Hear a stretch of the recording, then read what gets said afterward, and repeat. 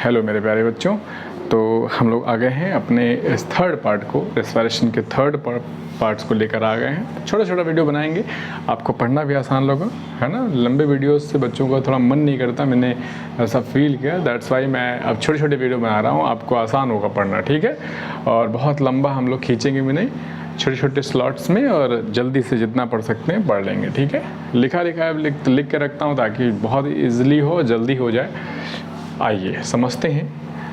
हमने इससे पहले की कहानी बेटा पढ़ रखी है। अच्छा समझने के लिए, पढ़ने के लिए और पूरा समझने के लिए आपको पहले के 2 वीडियो देखने पड़ेंगे। ये तीसरा वीडियो है, ठीक है बेटा। अब ज़रा सुनिए बच्चों, हम लोग लंग्स के शुरू करते हैं। सबसे पहले हम लोग पढ़ेंगे लंग्स के बारे में। जैसा कि हमने पिछली बार पढ़ा था कि ह्यूमन रेस्पिरेटरी सिस्टम कैसे बना होता है, क्या क्या होता है उसमें, तो हमने कुछ बेसिक्स जो भी पढ़ना चाहिए था हमने पढ़े। उसके आगे की बात करने वाले हैं, लंग्स क्या होता है बेटा। सबसे पहली बात बेटा, हमारे शरीर में एक पेयर लंग्स होता है। कितना पेयर बेटा? एक पेयर लंग्स होता है। ध्यान दीजिएगा सभी लोग, अमन सभी लोग ध्यान दो भैया, है ना। तो एक पेयर होता है बेटा। ये लंग्स कहाँ होता है बेटा? तो हमारे शरीर के थोरेसिक कैविटी या चेस्ट कैविटी, दोनों एक ही बात है।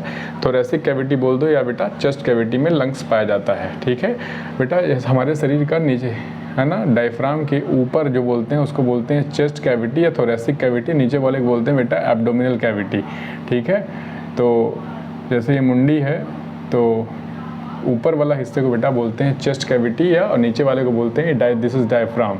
तो डायफ्राम के नीचे वाले हिस्से को बोलते हैं बेटा एब्डोमिनल कैविटी, ऊपर वाले को बोलते हैं बेटा चेस्ट कैविटी या थोरेसिक कैविटी, ठीक है। हमारा लंग्स बेटा डार्क रेड कलर का होता है। कैसा होता है? डार्क रेड कलर का होता है। स्पॉन्जी होता है, बहुत ही मुलायम होता है। जैसे बेटा सोख्ता होता है ना, सोख्ता समझते होंगे, स्पॉन्ज जैसा होता है एकदम, ठीक है। तो आप बिल्कुल दबा सकते हैं एकदम और बेचारा फिर फैल जाएगा, ठीक है। बहुत ही स्पॉन्जी बैग लाइक स्ट्रक्चर होता है। ये बेटा डबल वॉल से पैक्ड होता है, इंक्लोज होता है, घिरा होता है, डबल वॉल से घिरा होता है, जिसको बेटा डबल वॉल के थैले से, जिसको हम लोग क्या कहते हैं, पढ़ा था हमने, प्लूरल मेम्ब्रेन कहते थे, इसको प्लूरा कहते हैं, ठीक है। हमारे 2 लंग्स हैं बेटा, एक लेफ्ट साइड में है, एक राइट साइड में है। तो जो लेफ्ट साइड वाला है वो थोड़ा सा छोटा है साइज में। किसके कंपेयर में बेटा? राइट वाले की तुलना में लेफ्ट वाला थोड़ा सा छोटा है। ये सारी बातें बहुत इंपॉर्टेंट है बेटा, आप लोग इसको ध्यान से समझिए, ठीक है। एग्ज़ाम में बेटा आजकल जो स्टेटमेंट बेस्ड क्वेश्चन आते हैं वो आप तभी लगा पाएंगे, ठीक है, जब आप इसको सही से चीज़ों को पढ़ेंगे। आराम से नोट्स बनाइए, एवरीथिंग नोट करिए। बहुत ज़्यादा लिखा नहीं है, बहुत थोड़े थोड़े पॉइंट्स हैं, लेकिन टू द पॉइंट्स है, ठीक है बेटा। ऐसे लिखना होता है। लेफ्ट लंग जो होता है बेटा थोड़ा छोटा होता है राइट से। 2 लोब, लेफ्ट वाले लंग्स में बेटा 2 लोब होते हैं और राइट वाले लोब में बेटा 3 लोब होते हैं। सर कैसे याद रहेगा, ये भूल सकता है बेटा। तो बहुत आराम से देखो बेटा, लेफ्ट लिखते हैं तो लेफ्ट में ऐसे कर दें अगर तो 2 बन जाता है। तो लेफ्ट में 2 लोब हैं और राइट में बेटा आर में देखो, आर होता है ऐसे, तो इसको ऐसे कर दो तो बेटा ये आर जो होता है उसमें 3 दिखता है ना, तो 3 लोब होते हैं। तो राइट में 3 लोब, एक याद तो दूसरा अपने आप याद हो जाएगा भाई। लेफ्ट वाले में 2 लोब होते हैं, राइट वाले में 3 लोब होते हैं। लेफ्ट वाला छोटा होता है, और देख लो नंबर से ही, नंबर में छोटा है ना, तो नंबर में छोटा है और लोब है ये बड़ा है और साइज में भी बड़ा है, ठीक है। ये हो गया बेटा हमारे लंग्स के बारे में, ठीक। इससे पहले वाले वीडियो में लंग्स का डायग्राम बना के दिखाया, तो आप वहाँ पर देख लेना, ठीक है। नॉस्ट्रिल या नाजल कैविटी या नाजल पैसेज की बात करते हैं बेटा, ठीक है। ये दोनों नाम से आ सकता है, नाजल कैविटी बोल सकता है एग्जामिनर, या नाजल पैसेज के नाम से बोल सकता है आपसे। नॉस्ट्रिल क्या होता है बेटा? मैंने आपको पहले कहा था, जो नाक के आपके बेटा सामने की तरफ 2 छेद होते हैं, इसको हम लोग नॉस्ट्रिल कहते हैं। उसके बाद वाले के हिस्से को बोलते हैं नाजल पैसेज या नाजल कैविटी या नाजल कैनाल कहते हैं, ठीक है बेटा। सुरंग कहते हैं या पैसेज कहते हैं, रास्ता है, ठीक है, या कैविटी कहते हैं, खाली जगह है। ये लिखा है बेटा पेयर ऑफ स्लिट्स, कह रहा है दरार है, एक जोड़ी दरार है जो आपके नाक के लोअर एंड पर पाया जाता है, इसको हम लोग नॉस्ट्रिल कहते हैं, ठीक है। फिर बेटा इनसे एयर पास थ्रू नॉस्ट्रिल, जो एयर नॉस्ट्रिल से पास होती है वो फिल्टर हो जाती है। क्या हो जाती है बेटा? फिल्टर हो जाती है बाई फाइन, ठीक है बेटा, बाई फाइन हेयर्स। पतले पतले हेयर्स होते हैं बेटा इन नाजल कैनाल में। आपके नाक में छोटे छोटे बाल होते हैं ना बेटा, ये देखो छोटे छोटे बाल है। तो बेटा वो बाल क्या करते हैं, वो बाल हमेशा थोड़े गीले गीले से होते हैं और वहाँ पर बेटा म्यूकस होता है, मतलब एक चिपचिपा पदार्थ होता है।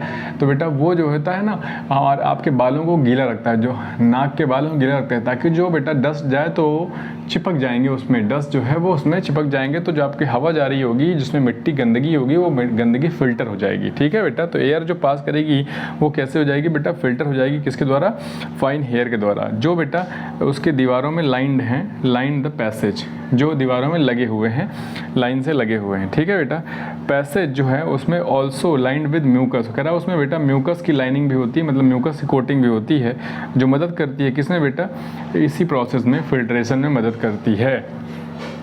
तो हेयर और म्यूकस बेटा एयर को फिल्टर करने में मदद करते हैं। आपसे पूछ सकता है कि 4 ऑप्शन देख के कि बताओ बच्चों इसमें से कौन है जो एयर पासिंग एयर को फिल्टर करने में मदद करती है। ऑप्शन दिया होगा बेटा fine hairs in the nostrils, दूसरा ऑप्शन दिया होगा म्यूकस ऑफ इन नॉस्ट्रिल, तीसरा ऑप्शन दिया होगा बोथ। बेटा तो बोथ आंसर जाएगा। ठीक है, अगली बात करते हैं बेटा, ये आगे की बात आती है, ये देखो हवा इधर से आई और इधर जाएगी, है ना बेटा। यहाँ पे हमने, अगर तुमने न्यूट्रिशन मेरा पढ़ा है तो मेरे को बता दिया होगा, वहाँ पे मैंने बताया था कि बेटा खाने को क्या पता, खाना इधर भी जा सकता था, तो भगवान ने खाने को ना जाने पाए, इसलिए भगवान ने वहाँ पे क्या लगा दिया बेटा, एपिग्लॉटिस लगा दिया। क्या लगा दिया बेटा, एपिग्लॉटिस लगा दिया। ग्लॉटिस को ढकने के लिए एपिग्लॉटिस लगा दिया ताकि फूड पार्टिकल इसके अंदर इंटर ना कर पाए। बेटा जो हमारा जो हवा का रास्ता है उसमें सबसे पहला जो है बेटा एंट्री गेट पर ही बेटा एक स्ट्रक्चर, इसको बोलते हैं लैरिंग्स। लैरिंग्स का दूसरा नाम होता है बेटा वॉइस बॉक्स। क्या कहते हैं इसको, वॉइस बॉक्स। बेटा यही है, आप गर्दन को छुओ तो यहाँ पर जब बोलते हो तो यहाँ पर वाइब्रेशन होता है, तो क्योंकि ये वॉइस बॉक्स बेटा वाइब्रेट करता है, जब वाइब्रेट होने से ही बेटा गिटार में तार वाइब्रेट करता है ना, और हारमोनियम में बेटा हवा को हम लोग वाइब्रेट करते हैं तो उससे आवाज़ आती है। दैट्स वाई यहाँ पे वाइब्रेशन से बेटा ध्वनि उत्पन्न होती है, इसलिए बोलते हैं इसको वॉइस बॉक्स। आगे बेटा एक ट्यूब बनती है, इसको बोलते हैं ट्रैकिया, और ट्रैकिया आगे जाके डिवाइड हो जाती है 2 में, जिसको हम लोग प्राइमरी ब्रोंकाई कहते हैं। प्राइमरी ब्रोंकाई आगे जाकर सेकेंडरी ब्रोंकाई, सेकेंडरी फिर टर्सरी और फिर ब्रोंकियोल्स, और ब्रोंकियोल्स कन्वर्टेड इनटू बेटा एल्वेलाई। ठीक है, बात करते हैं ट्रैकिया, जिसको दूसरा नाम विंड पाइप। ये इंपॉर्टेंट है, इस नाम से आपसे पूछा जाएगा कि विंड पाइप किसे कहते हैं। मैच द फॉलोइंग में आ सकता है। ठीक है बेटा, ये एक लंबी ट्यूब है जो बेटा डाउनवर्ड जाती है, कहाँ से, लैरिंग से, लैरिंग से नीचे की तरफ जाती है, राइज होती है। ट्रैकिया और जो प्राइमरी ब्रोंकाई होता है ये वेरी वेरी इंपॉर्टेंट है बेटा, ये बहुत ज़्यादा इंपॉर्टेंट है। It's a very important for your exam. ठीक है बेटा, तो ट्रैकिया और ब्रोंकाई है बेटा, उसमें 16 से 20 कार्टिलेज रिंग पाई जाती है। देखो बेटा इसमें रिंग पाई जाती है, ये रिंग बेटा सी शेप होती है, मतलब सामने से तो पूरी है लेकिन पीछे से पूरी नहीं है। सी शेप रिंग्ड है, सामने से तो पूरी है लेकिन बेटा पीछे जाकर पूरी नहीं है, ऐसी रिंग है, ऐसे अरेंज्ड रिंग है। ठीक है बेटा, तो जो कार्टिलेज की रिंग होती है सी शेप रिंग है, जो किससे बनी है बेटा, कार्टिलेज से बनी है, सॉफ्ट बोन कार्टिलेज से बनी है, जो सॉफ्ट बोन होती है उनको हम लोग कार्टिलेज कहते हैं। ठीक है बेटा, सी शेप रिंग होती है। इनका फंक्शन पूछा जाएगा आपसे कि बताओ बच्चों रिंग का रोल क्या है, रिंग का फंक्शन क्या है, पूछेगा आपसे। जो थ्रोट में मतलब गले में जो बेटा रिंग है कार्टिलेज की, उसका काम क्या है, फंक्शन क्या है। तो बेटा याद रखना बहुत इंपॉर्टेंट है, ये अति इंपॉर्टेंट है। ये इंश्योर करता है, ये आपको एकदम इंश्योर कर देता है क्या बेटा, कि जो एयर पैसेज है वो कोलैप्स नहीं करेगा, मतलब कभी भी बेटा चिपक नहीं जाएगा, खराब नहीं। मतलब गुब्बारा है, वैक्यूम बना तो बेटा चिपक सकता है ना, जैसे मान लो पन्नी है, अंदर बाहर की तरफ हवा खींच लो तो वो पन्नी चिपक जाती है ना बेटा। अगर पन्नी हो तो पन्नी, अगर हवा बाहर तक खींचो तो पन्नी चिपक जाएगी, भरोगे फूल जाएगी। लेकिन बेटा ये बार बार हवा अंदर बाहर कर रही है, तो हवा जब बाहर जाए तो पन्नी वो पाइप, वो जो पूरा पाइप है वो चिपक ना जाए, तो उसको चिपकने नहीं देता बेटा। ये इंश्योर करता है कि वो कोलैप्स नहीं कर पाएगा। कौन बेटा, एयर का पैसेज, जो हवा का रास्ता है वो कोलैप्स नहीं करेगा, इस बात की श्योरिटी करता है कौन, कार्टिलेज रिंग। ठीक है, ये पूछा जाएगा आपसे कि कार्टिलेज रिंग का फंक्शन क्या है। एल्वेलाई की बात करते हैं बेटा। एल्वेलाई जो है बहुत इंपॉर्टेंट है, ये भी मेन साइट है बेटा किसकी, गैस एक्सचेंज की। मुख्य जगह वो है लंग्स में बेटा, याद रखना इन लंग्स, लंग्स में वो जगह है जहाँ पर बेटा गैस एक्सचेंज की मुख्य स्थान है, मतलब मुख्य लंग्स में बहुत सारे पार्ट्स हैं, ट्रैकिया, ब्रोंकाई, ब्रोंकियल्स, ये सब, वहाँ पे गैस एक्सचेंज नहीं होता बेटा। मेन गैस एक्सचेंज कहाँ होता है, एल्वेलाई पर होता है। ठीक है, लगभग 300 से 400 मिलियन एल्वेलाई होती है एक लंग्स में हमारे। ठीक है, जो हमारा एल्वेलर पूरे मतलब पूरे जो एल्वेलर सरफेस एरिया है बेटा वो 80 मीटर स्क्वायर है। ज़रा सोच के देखो, बहुत बड़ा एरिया है बेटा ये। अगर इसको सारी एल्वेलाई को निकाल के फैलाया जाए तो 80 मीटर स्क्वायर का एरिया ये कवर करती है, ऐसा एनसीईआरटी में एक फैक्ट दिया हुआ है। ठीक है, दीज आर द पॉइंट्स जो मैंने बेटा आपको बता दिए कि लंग्स क्या होता है और लंग्स से जुड़े हुए जो भी पैसेज हैं उनके बारे में हमने बात करी। इतनी सी बात आपको याद रखनी है, जो हो जाएगा बेटा लंग्स और लंग्स पैसेज के बारे में। मतलब बेटा हमें जो रेस्पिरेटरी ऑर्गन और रेस्पिरेटरी पैसेज के बारे में आपको बता दिया गया, ठीक है। इसके अगले वाले वीडियो में हम लोग बेटा बात करेंगे कि ह्यूमन में हवा कैसे अंदर चली जाती है और हवा कैसे बाहर निकलती है, जबकि हम उसमें कोई एफर्ट नहीं लगाते, फिर भी ये प्रोसेस अपने आप हो रही है।